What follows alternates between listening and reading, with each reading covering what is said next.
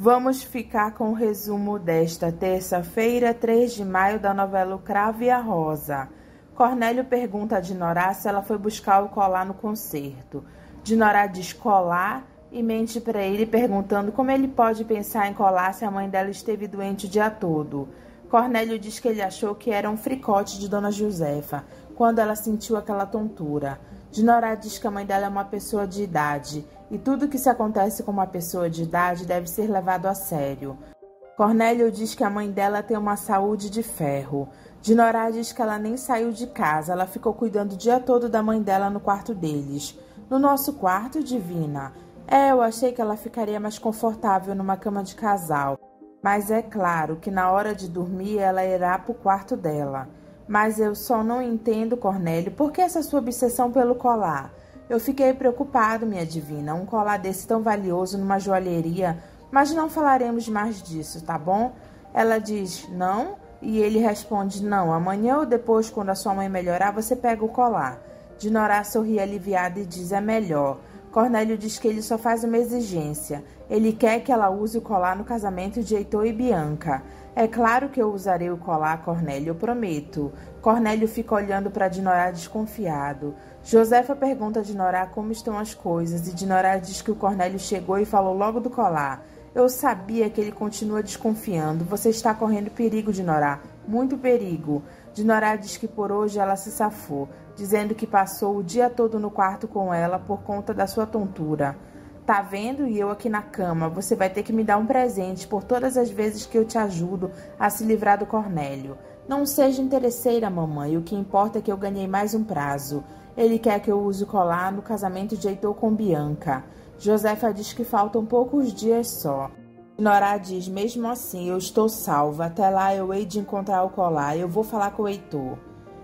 Dinorá diz para Heitor que o Cornélio exigiu que ela use o colar no dia do casamento dele. Então o Cornélio determinou uma data. O Cornélio é mais esperto do que parece, Dinorá.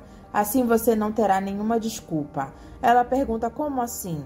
Ele diz que se o Cornélio chega para ela num dia ou outro e pede para ela usar o colar, ela sempre poderá dar uma desculpa.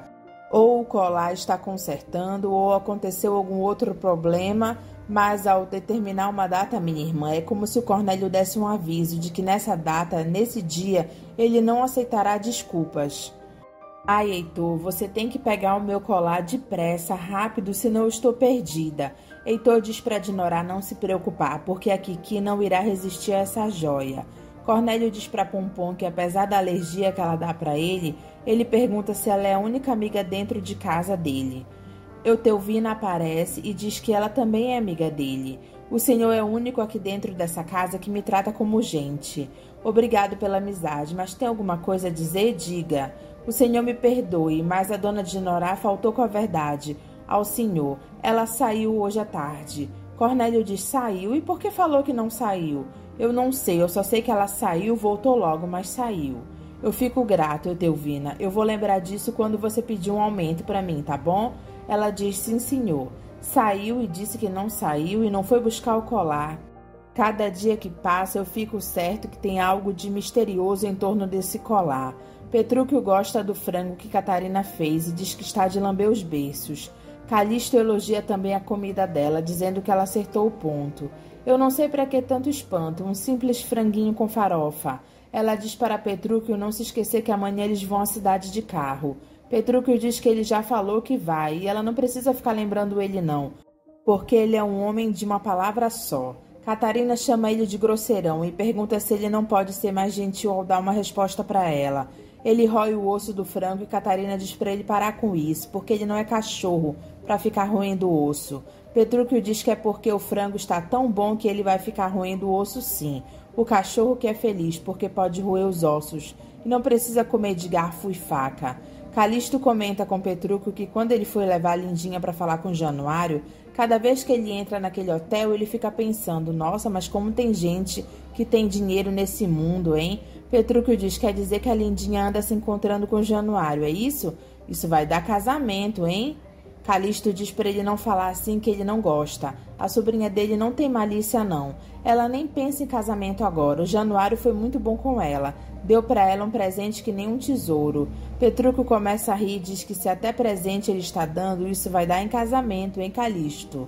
Calixto diz que está ofendendo ele, hein? Deixa, seu Calixto, deixa. A maioria das pessoas só sabem falar de casamento. Elas falam como se casamento fosse a melhor coisa do mundo. Petrúquio diz, e não é? Catarina grita e diz que é a pior coisa. E ela se retira da mesa. E Calixto começa a achar graça da cara de Petrúquio. Eu achei que o senhor tinha dito que tinha domado a fera. Coma o seu franguinho e não dê palpite, Calixto. E a onça, mesmo quando tá mansinha, tem que dar umas rugidas de vez em quando. Neca diz que ninguém precisa dizer que estava bom porque ela sabe que estava. Buscapé diz que ela nem provou. Neca diz que ela fritou 2 ovos para ela comer, porque ela não estava com fome. Buscapé diz a Neca que ela está com dor de cotovelo, porque estão dizendo que a comida dele é melhor do que a dela. Neca e Lindinha se olham pela mancada que Buscapé deu. Neca pergunta, que sua comida, moleque? Comida da dona Catarina. Ora, mas quem ajuda ela sou eu. Lindinha diz que ela quer saber que doce é que vai ter amanhã. Buscapé diz que amanhã vai ter um doce que ele gosta. E Lindinha diz que ela acha que ele não está sendo um bom amigo. Porque já que a dona Catarina cozinha tão bem, você poderia deixar que a sua amiguinha escolhesse um doce para ela. Né? Você não acha que você tem o direito de pedir o doce que você quer? Fátima diz, engraçado, você vive brigando comigo, agora você está do meu lado em língua comprida. Lindinha diz que ela falou por pena dela e não deveria nem ter falado, porque ela é uma má agradecida. Pimentinha ardida. Fátima diz que ela vai escolher o doce de casca de laranja para a Catarina fazer. Buscapé diz, mas isso aí a madrinha não vai fazer, não. Fátima diz que isso quem manda é a Catarina. Se eu pedir, ela faz. Fátima diz para Catarina que ela veio pedir para ela fazer um doce de casca de laranja. Catarina aceita e diz que amanhã mesmo ela vai fazer. Fátima chega na cozinha e diz que Catarina falou que ela faz o doce de casca de laranja. E Buscapé diz que essa ela não há de fazer mesmo. Você não entende nada de doce. Se a Catarina diz que ela faz. Buscapé bate no quarto de Catarina e diz que ele precisa falar com ela, é coisa séria. Petrúquio fica desconfiado e pergunta o que foi. Ela diz nada, já volto. O que houve de tão importante? Buscapé diz que ele não sabe fazer doce de casca de laranja. Por que você não me avisou antes? Porque não deu tempo, a Lindinha falou para Fátima escolher um doce e pedir para a madrinha. Aí a Fátima veio correndo antes que eu pudesse avisar. Ai, Buscapé, como você é incompetente. Como é que você não sabe fazer um doce tão simples? Madrinha, perdoa, mas eu não sei não. Catarina diz, está certo, vá deitar, finge que nada está acontecendo, amanhã daremos um jeito. Petrúquio pergunta o que o Buscapé queria. Ela diz que ele foi tomar água e viu uma lagartixa e ficou com medo. Ah, riego, esses meninos da cidade têm tudo sangue de barata mesmo. Catarina faz cara de preocupada. E Petrúquio pergunta o que foi, se ela está preocupada. Ela diz, eu preocupada? Eu? Petrúquio diz que foi o que pareceu. Ela diz que é a imaginação dele. Vamos, durma.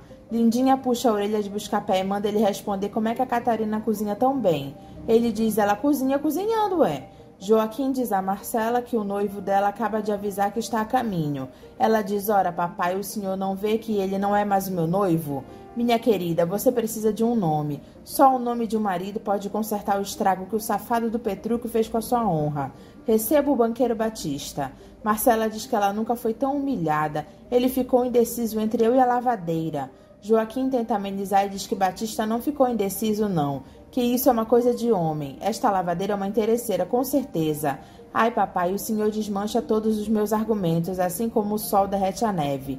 Papai, quando Batista chegar, eu quero poder ficar a sós com ele para falar francamente. Joaquim diz não, o papai vai deixar o irmãozinho no quarto ao lado para tomar conta da minha princesa. Ai, que bom, papai, ele poderá ficar cuidando da porquinha. Ai, papai, eu gosto tanto dela que ela se tornou como uma irmã para mim. Tá certo, papai, eu vou me vestir. Batista diz a Marcela que ela está sendo muito severa com ele. Eu só permiti que subisse para não decepcionar sua filha, que é um mimo de moça. Batista diz que ele merece todas as críticas que ela possa fazer. Eu confesso que não fui firme como devia. Eu pensava que a Joana fosse mais delicada, mais compreensiva. Eu nunca imaginei que ela pudesse dar fim das crianças. Foi um choque para mim, Marcela. O choque foi meu em saber que você voltou na casa daquela lavadeira, depois de ter me dado um anel de noivado. Batista pergunta o que ela quer que ele faça, que ele se ajoelhe aos pés dela. Marcela diz que ela não pode perdoar ele, nem que ele se arraste.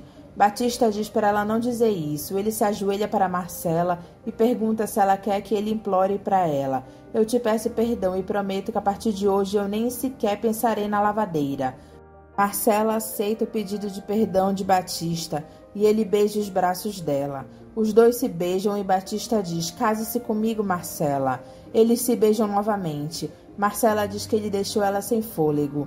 Ele diz: diga que sim, eu sei que é sim. Ela diz: sim, te perdoo e eu me caso com você. Mas eu tenho as minhas condições, hein? Ele diz: diga que eu farei tudo o que você quiser, diga. Não procurará mais a lavadeira. Batista diz: nunca mais, eu prometo, ela não me merece. E o casamento será rápido. Batista diz: rápido? E ela diz: sim, a sua boca e seu bigode têm um poder enorme sobre mim. Eu não quero correr o risco de me render ao seu charme e magoar o papai que eu amo tanto. Batista diz: mas é que a Bianca se casa nos próximos dias. Ah, então está decidido, nós nos casamos logo depois do casamento de Bianca. Batista aceita e diz que eles se casarão logo depois de Bianca. Marcela diz que ela está imensamente feliz.